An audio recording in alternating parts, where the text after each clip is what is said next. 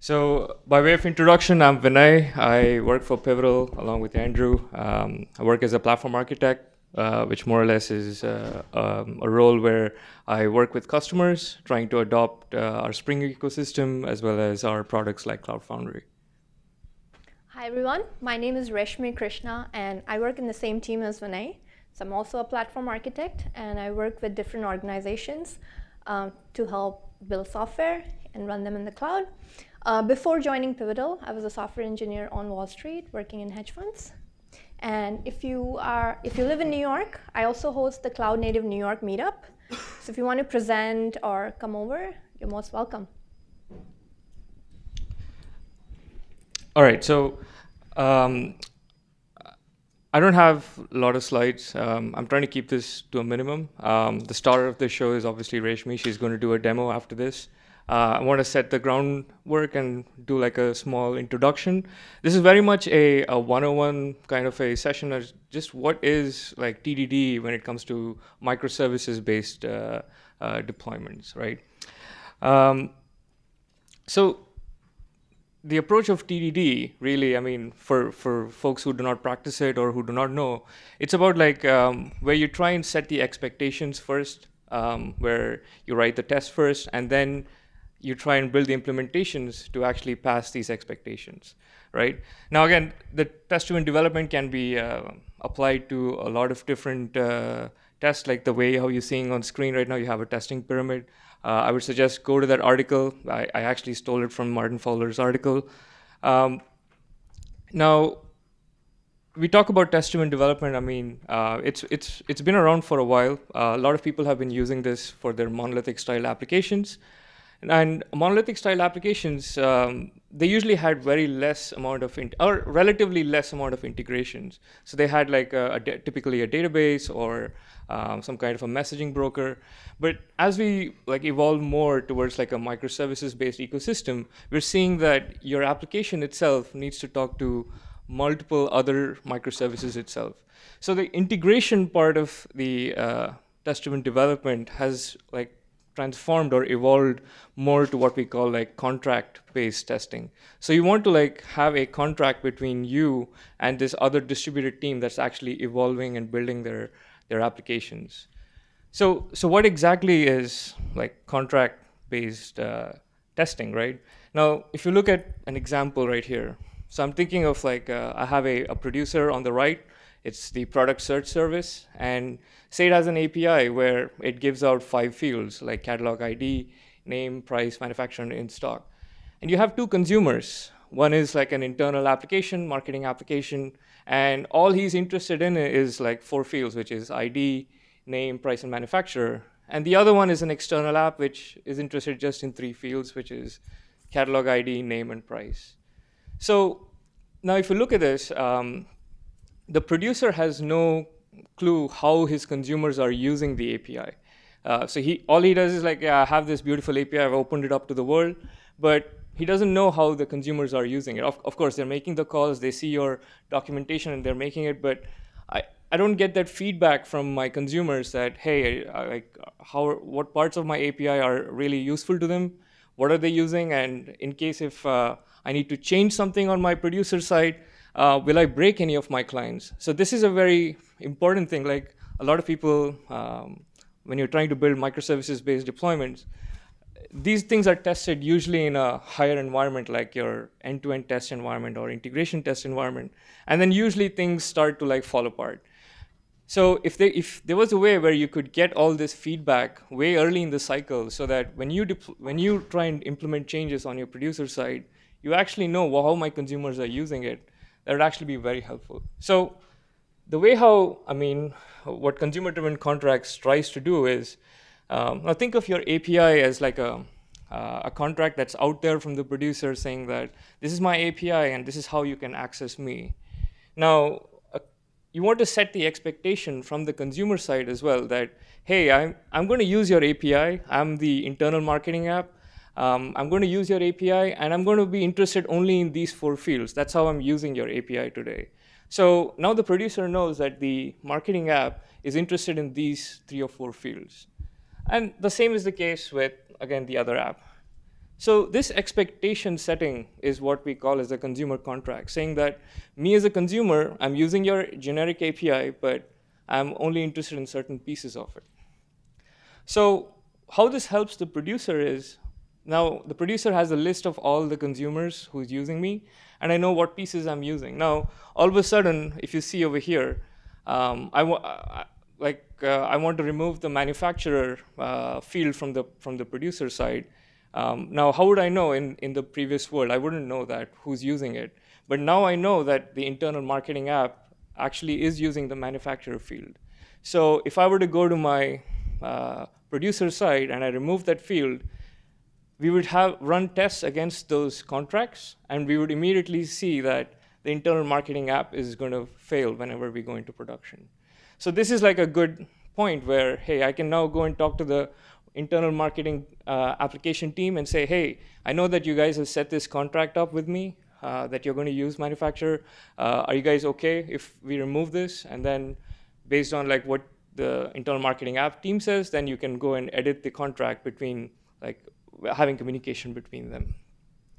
Now, there are situations, obviously, that the marketing app will be like, hey, maybe I don't think I can change it. I still need the manufacturer. Well, now this is good feedback to the producer. Now he can evolve his API in such a fashion that I can still maintain manufacturer for this older application, and then maybe add newer APIs for other new consumers. So in this way, like you've not broken that cycle, right? So what is a contract? I mean, I'll show an example, like what does it look like, right, from our angle. So if you look at this, again, this is a very, is an example of using Spring Cloud contracts way of defining a contract. Now, this is an example that RESHMI is going to show in some time. But think of this as like we have a login application, or we're trying to log into a application, and then you have two consumers. One's a mobile client and a web client. So the mobile client puts a contract in saying that I'm going to call user login, and these are the fields that I'm going to pass, and this is what I'm going to expect as a response from you.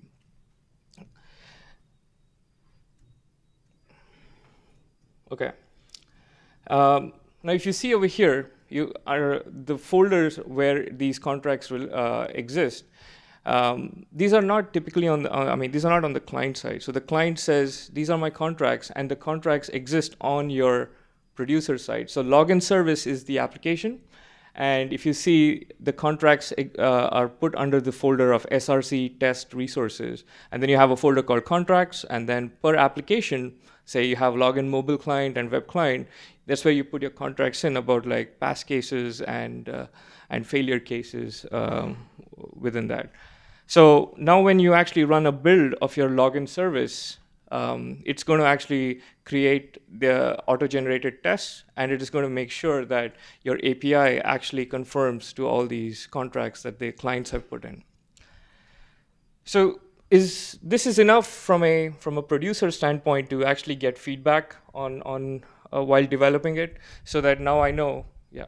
So the contract is something that you can actually, so first of all, the contracts can be a separate repository or whatever it is. It's more or less like a joint file or a contract that you write between the producer and consumer, that this is how I'm going to consume it. So this is used within your producer while running your Maven builds. Okay, so continuing quickly.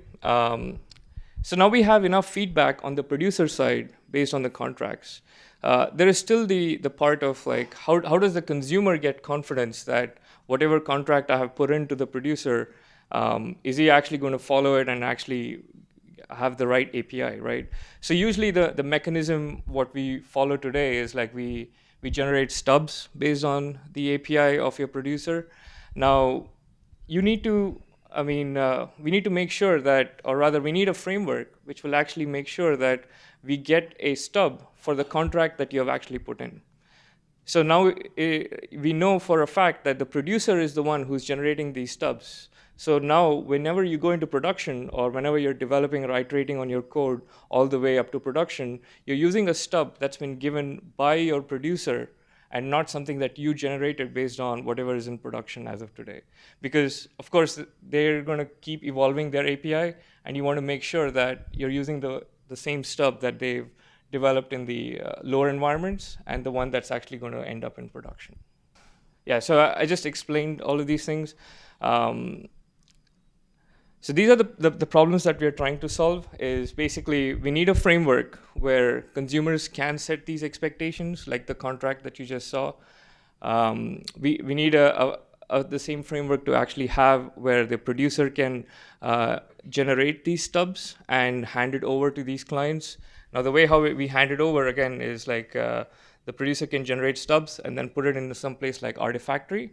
And then your consumer can just point to those stubs and then, or point to Artifactory and pull the required stubs, right? And then, again, the third point is where the consumer is going to pull these stubs directly from Artifactory. The last one is this actually helps in minimizing end-to-end tests. So if you think about like end-to-end tests, the main reason end-to-end tests exist is trying to make sure your business journeys actually are validated, and it's not supposed to be used for like low-level integration tests between microservices. So if you do all the hard work and heavy lifting in your unit tests and integration tests, then you can keep your end-to-end tests much more simpler. So to solve all these problems, so we have this great framework from Spring Cloud called Spring Cloud Contract, and it's again based on the whole consumer-driven contracts principle. As part of the framework, they have like 3 libraries. One is called the verifier library. The verifier library is something that you run on the producer side. And what it does is it looks for the folder called contracts. It gets all the contracts and then generates the stubs. It also runs auto-generated tests within your producer to make sure that you're not failing any of the contracts from the consumer. The wiremark and stub runner libraries are used on the client side. So the verifier, basically, the stubs are nothing but wiremark-based stubs. And Spring Cloud Contract, again, the way how Spring works is they kind of like wrap around different libraries. So it makes it easy to run wiremark-based stubs within your client side. So when you run your build on your client side, it's basically using the same stubs from your producer, and it's running all the integration tests against that producer. So at this point, I'll hand it over to RESHMI. Yeah, thank you, Vinay. All right, so for demo purposes, right, so this is all, so before I start, let me ask you guys, how many of you already using test-driven development, TDD practices? Okay, some of you. Do some of you use consumer-driven contracts in any other form or shape? Couple, okay. All right, so let's see how that works, right, with Spring Cloud Contracts. And if you guys are using Java Spring applications, Spring Cloud Contracts is very easy to integrate with on top of your test-driven development. So for the purposes of the demo, what we have is we have 2 client applications. So one of them is a web client application, another is a mobile application. So, and that they're going to make our request to this service called login service, which is our producer. And what it does is it expects certain response back from the producer, which is our logging service. In order to do that, you will see in my contracts is I'm trying to log in firstly from the web client. So I say, hey, I want to log in with this username and password. So I log into my login service, and then it tells me, OK, that looks OK. I can validate you. And I send a response back, which is 200 HTTP code, which says OK. Same thing happens with mobile. But in terms of contracts, my demo, you will see what I have done is I want to add a new field in the demo. So the new field is coming from this mobile application, which is an authorization code. And maybe this will be more clear when you look at my code. So in terms of my logging service, it knows that, OK, in terms of mobile application, I should be expecting another field called authorization code. And I would need to validate username, password, and authorization code. And if that's missing, or if it's not correct, I'm going to send back another response. So this is what you see. My second scenario in the contract will be, I want to log in with an invalid password, and you get a not OK response. The same thing happens with the mobile client, right? So now, in terms of the consumer-driven contract flow, what's going to happen, it's going to be a couple of moving pieces.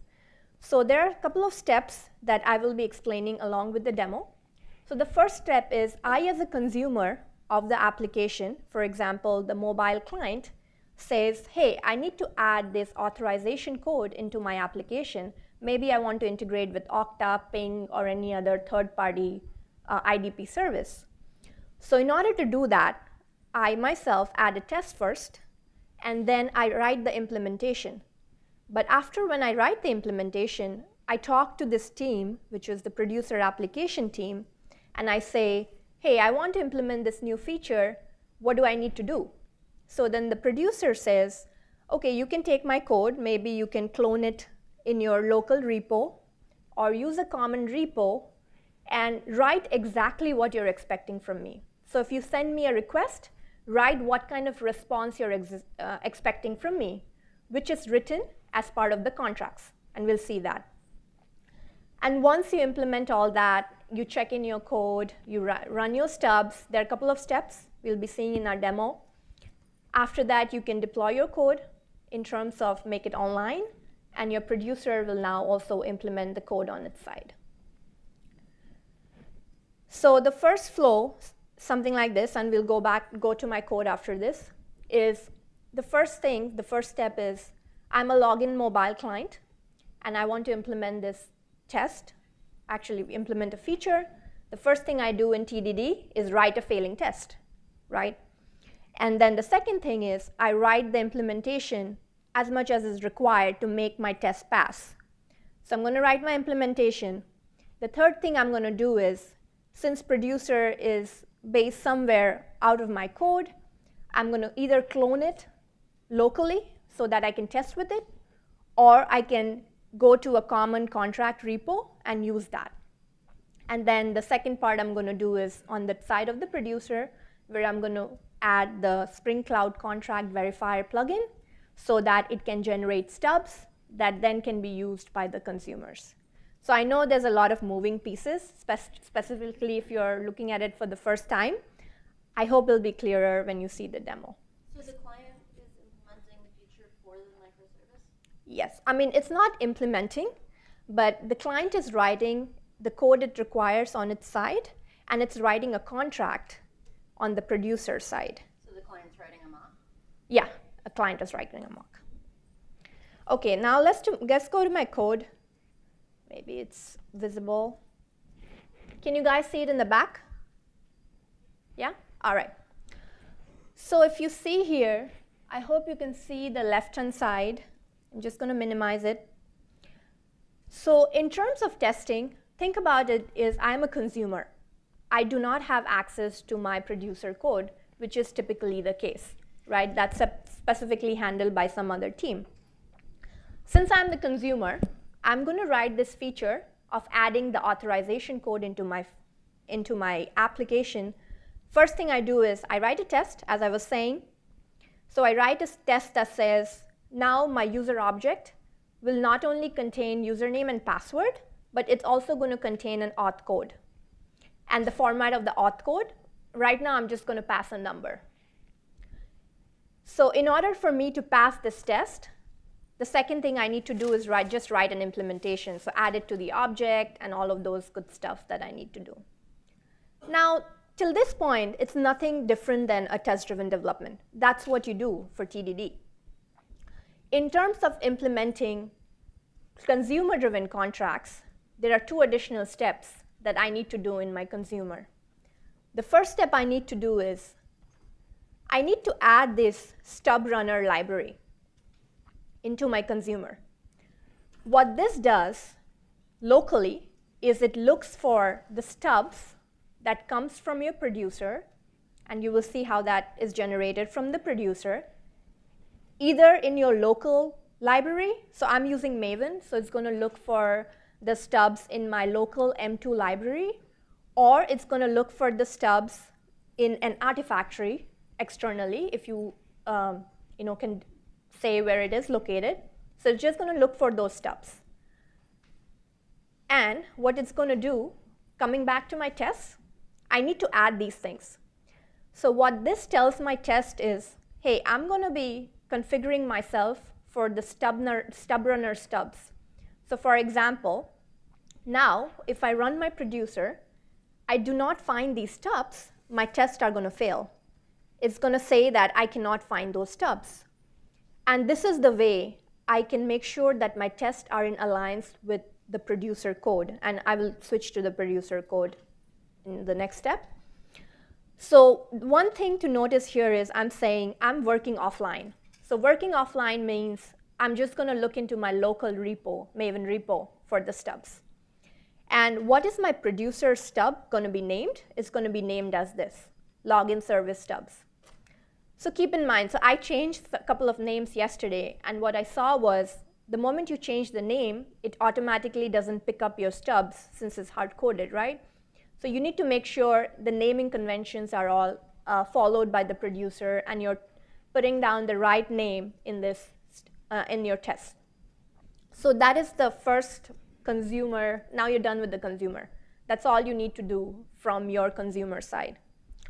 Now this is all great, but we do not have an implementation, and we do not have contracts, and the producer still doesn't know what I'm trying to do. So then I talked to the producer team, which is called the login service here. So this is my producer code. I talk to the team and I say, hey, I want to implement this authorization code. So then they say, okay, this is great, but you need to tell me the format and everything that you're expecting from me. So there are a couple of ways to communicate with the producer team on top of just talking to them. Is you can either clone the repo, the producer repo locally, and then send it to the producer team after you're done. Or you can have a common repo where you say, okay, I'm going to put the contracts there, because contracts is a joint responsibility of the consumers and the producers to write it together. And it requires communication. So my second step, I have just cloned it locally because I felt that's easier for the demo in terms of showing you what's happening, less moving pieces. So this is my producer code, cloned it locally. What I did was I created this contracts folder in my source test resources. And I gave it 2 subfolders because I have 2 consumers listening to the same producer. And in terms of the demo, I wrote this contract. So I said, I as a consumer said, if I send you a request at this endpoint, I send you the username. Right now it's hard-coded. Of course, in your application it won't be. You can put like regular expressions and different formats you want. So I'm going to send you username, password, and on top of that, I'm also going to send you a new field, which is going to be called the authorization code. The format for that is going to be 3 letters, and it's going to be alphabets. Not alphabets, only digits. It's going to be application JSON, and the response I'm expecting is, if I send you this, please send me back a 200 response with these fields like rejection reason and user login check status. That's great. Now I've written the contract. The second contract I also wrote is what happens in an invalid scenario. So in an invalid scenario, if I send you something like this, you tell me no, you tell me it's not okay, and you just send the a response back to me. So this is all written in the producer side of code, right?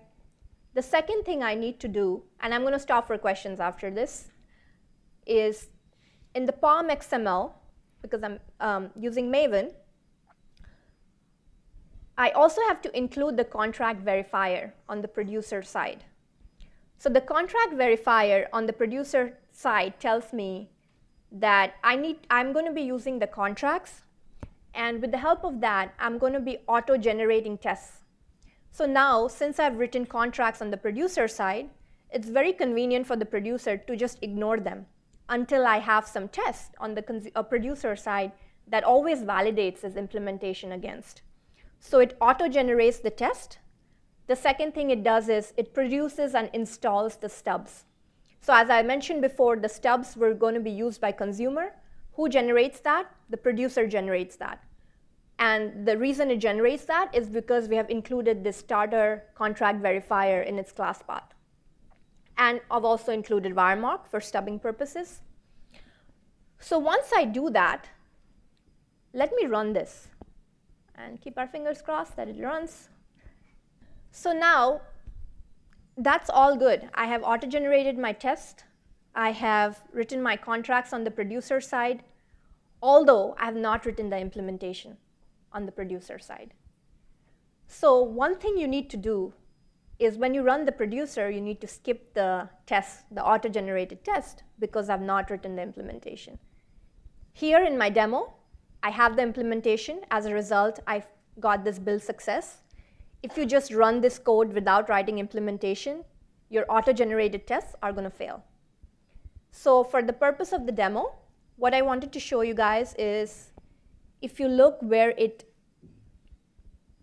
downloaded the stubs, so you see here it's going to build this stubs jar, right? It's building this stubs jar for my consumer, and it's going to download it into my Maven repo. That's the default folder since I'm using it locally, right? And then this is going to be used by my consumer. So once it has downloaded the stubs jar, what it also does is it generates these things. And by the way, this is producer, still producer. It generates these contracts on side of the producer, and this is what it validates against. These are the contracts in the Groovy format. These are the mappings. So let's see my mapping. These are the wiremark. Yeah, these are the wiremark mappings. So anytime you send me a request, my producer is now going to validate your request against these wiremark mappings. So it's going to validate if you're sending me a request in this URL. It's going to validate the username, password, and it's also going to validate your authorization code. This is all there because of I've included the wiremark in my class path.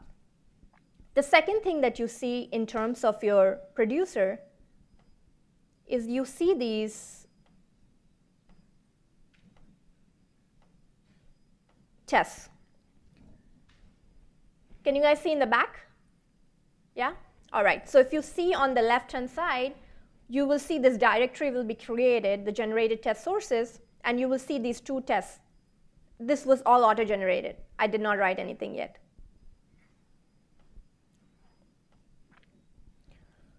So what this tells you is your consumer is going to send you, again, a request with this username, password, and authorization code.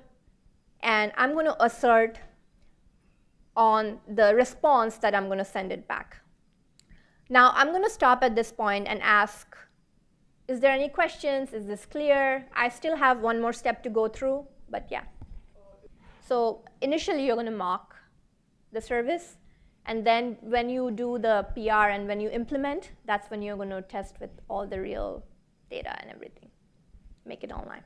That's the question. OK. So the question is just for the recording, is Groovy the default? Or is it OK to use Java? Or so you can use any of the formats in terms of Groovy, DSL. So it's a DSL format in terms of Groovy, JSON. There are other formats that you can use, XML. You can use all of those formats. In terms of using Java, I'm not sure what the use case will be for using Java for writing contracts. Yes, so that's a great question. This goes into versioning of your Spring Cloud contracts. And the way you handle it is, if you looked at the way, so in my contracts, let me go back to it. You see this URL. Now, if you introduce a new version, you can either introduce in, you can either keep the URL the same, or you can add some annotations to the URL, right? If you keep it the same, and you do not change anything on the consumer side, your producer is going to fail. Because now you're expecting some other request because you changed your version and let's say you added a field on the producer side, right? In your contracts, you still say that I'm only expecting username, password, and authorization code, and there are auto-generated tests on the producer side. Let's say if you add something on the producer side, your auto-generated tests are going to fail, right? So either you change the implementation and you change the contract. When you change the contract, your consumers are going to fail, right? So that's why it forces communication, right? So if you change something implementation, you need to talk to either the consumers and then change the contract. If you don't want to do that, you can add a new contract saying my URL is now going to be something v1, right? Different URL. I'm going to add a new field, but then your consumers still need to know about that, right? So it encourages communication. So the way the publisher will know is, first of all, if you're a consumer, if you're implementing a new feature, you would have to talk to the producer because you're expecting a certain response back. The second way is, since right now you're cloning the producer in your local, or you're using a common repo where your producer have hosted it. So the producer will know. The moment you make changes in your contracts, your producer will know that since its auto-generated tests are dependent on the contracts, it's going to fail, right? I don't have access to the producer code. I'm a consumer. Yes, you're a consumer. You don't have access. But when you're doing consumer-driven contracts, you either have access to a common repo, which is shared between the consumer and the producer, where you write your contracts, right? And then that's being used by your producer code real time to test their auto-generated tests again. So the moment they do a build, they will know you've added something. That's what you typically do when you go online. And that's how the producer will know. The second way is, sorry, you wanted to add something? I just wanted to say that there are multiple ways where you could write the contracts. Now, the mechanism that we see here is where the consumer is writing the contract in the producer code. Now, this is always assuming that we're kind of in the Git model where people can just clone your repo and then create a folder and put it in. But if you do not have access to the producer code, there's obviously, like what she said, we could create like a shared repository which only hosts contracts. And we'll just have like multiple folders per consumer. And what the producer does is he's just going to go and pull the stuff from the contract repository and then include it as part of his test. Yeah, I mean, so I would say, would you think this is not like a complete ecosystem? This is between one producer and consumers. Now, are we talking of like a producer having 1,000 consumers, then unique consumers? Then it's a different thing. But I mean, that at that point in time, it kind of like we hit the scale challenge. This is, I mean, if you look at a common scenario, I would say in today's ecosystem, you would have like a producer with say around 10 or 15 microservices around its ecosystem. It is more scalable in that approach. Sure. So I'm going to check in my code. It's a little bit of more implementation. So I added the auth code in my consumer object. And then what I'm doing is here, right? And you can see all this when I check in my code. I'm just using the user login object here. And you can see.